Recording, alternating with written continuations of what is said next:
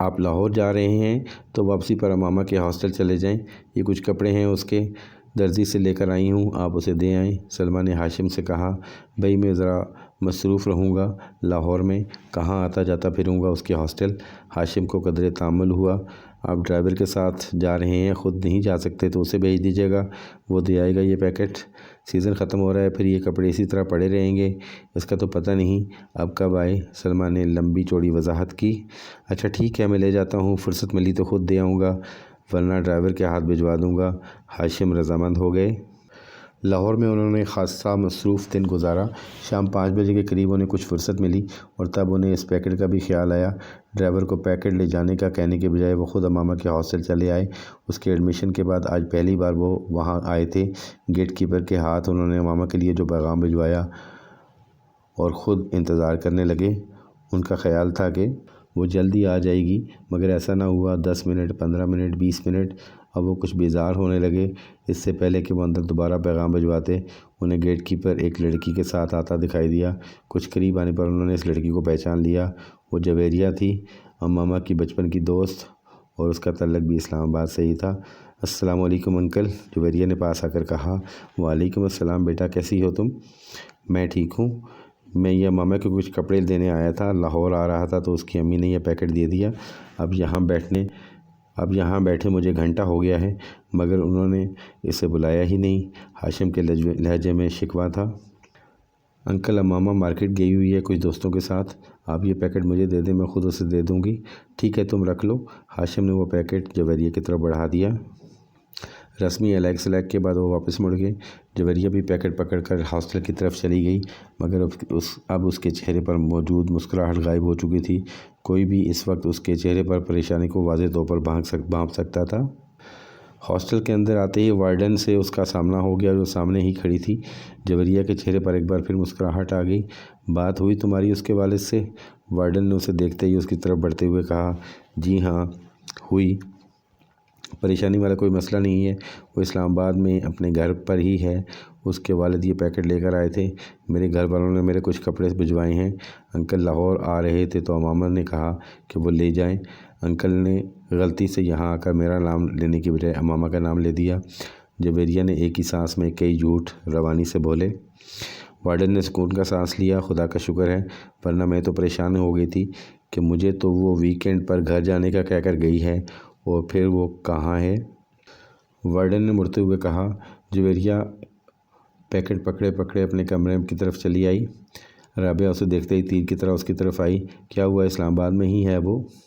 نہیں، جویریہ نے مایوسی سے سر ہلایا۔ مائی گاڈ، رابعہ نے بے یقینی سے اپنے دونوں ہاتھ کراس کر کے سینے پر باندھ رکھے۔ تو پھر کہاں گئی ہے وہ؟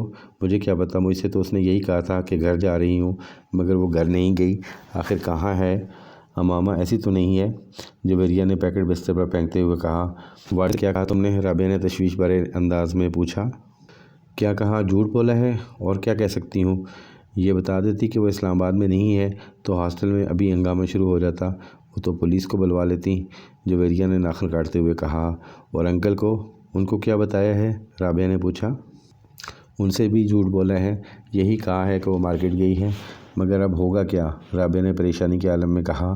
مجھے تو یہ فکر ہو رہی ہے کہ اگر وہ واپس نہ آئی تو میں بری طرح پکڑی جاؤں گی، سب یہی سمجھیں گے کہ مجھے اس کے پروگرام کا پتہ تھا، اس لیے میں نے وارڈن اور اس کے گھر والوں سے سب کچھ چھپایا۔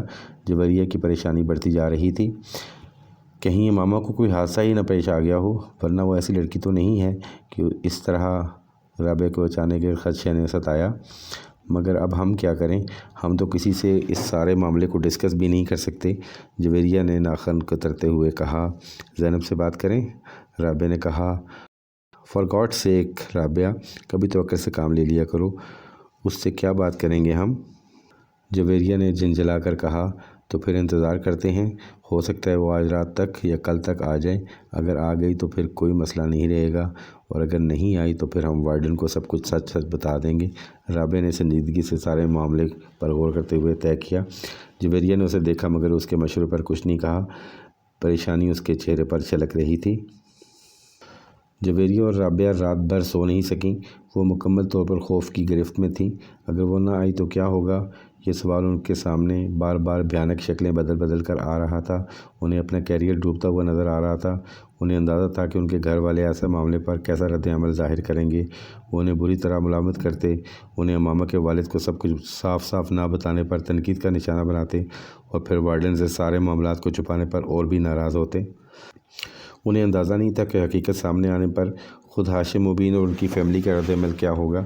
وہ اس سارے معاملے میں ان دونوں کے رول کو کس طرح دیکھیں گے، ہاسٹل میں لڑکیاں اور ان کے بارے میں کس طرح کی باتیں کریں گی، اور اگر یہ سارا معاملہ پولیس کیس بن گیا تو پولیس ان کی پردہ پوشی کو کیا سمجھے گی۔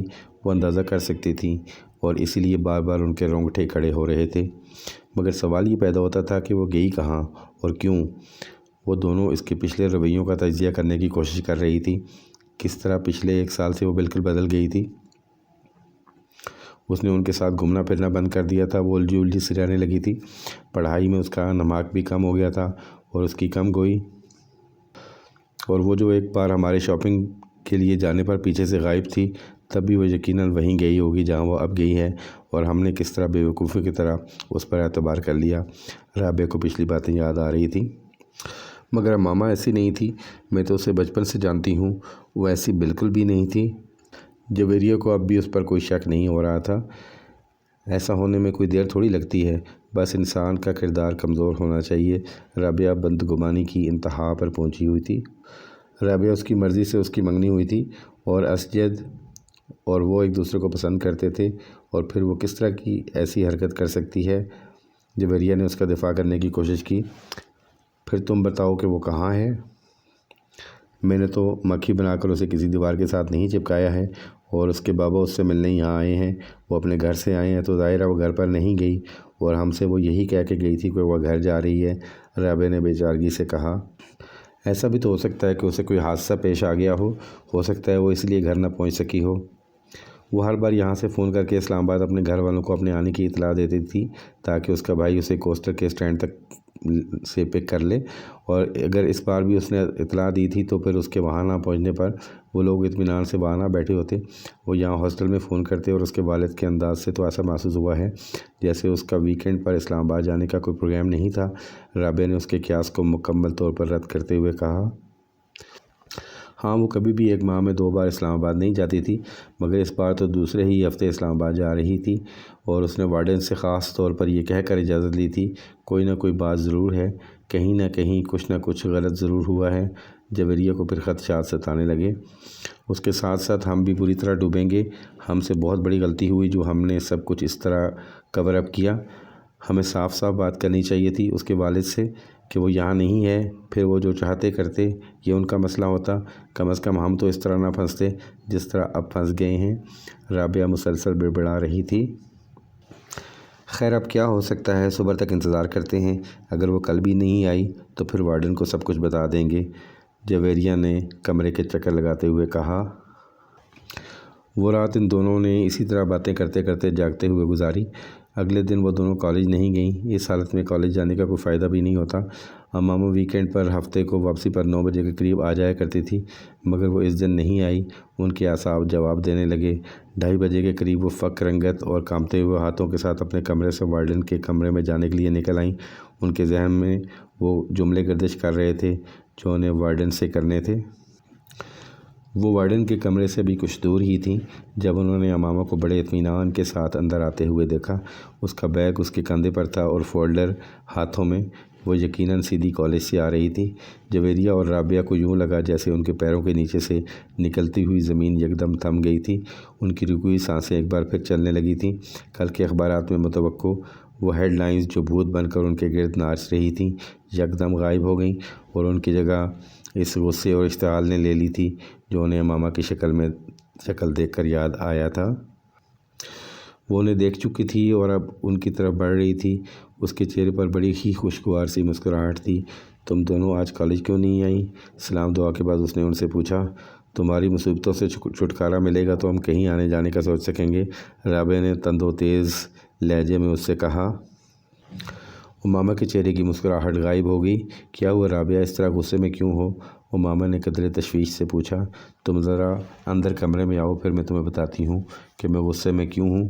رابعہ نے اسے بازو سے پکڑ لیا اور تقریباً کھینچتے ہوئے کمرے میں لے آئی۔ جویریہ کچھ کہے بغیر ان دونوں کے پیچھے آ گئی۔ امامہ ہکا بکا تھی اور رابعہ اور جویریہ کے رویے کو سمجھ نہیں پا رہی تھی۔ کمرے میں داخل ہوتے ہی رابعہ نے دروازہ بند کر لیا۔ کہاں سے آ رہی ہو تم؟ رابعہ نے مڑ کر انتہائی تلخ اور درست لہجے میں اس سے پوچھا۔ اسلام آباد سے، اور کہاں سے؟ امامہ نے اپنا بیگ نیچے زمین پر رکھ دیا اور اس کے جواب نے رابعہ کو کچھ اور مشتعل کر دیا۔ شرم کرو امامہ، اس طرح ہمیں دھوکہ دے کر ہماری آنکھوں میں دھول جھونک کر آخر تم ثابت کیا کرنا چاہتی ہو؟ یہ کہ ہم ڈفر ہیں، ایڈیٹ ہیں، پاگل ہیں؟ بھئی ہم ہیں، ہم مانتے ہیں، نہ ہوتے تو یوں تم پر ادنا اعتبار نہ کرتی، تم سے اتنا بڑا دھوکہ نہ کھایا ہوتا۔ رابعہ نے کہا۔ مجھے تمہاری کوئی بات سمجھ نہیں آ رہی۔ کون سا دھوکہ؟ کیسا دھوکہ؟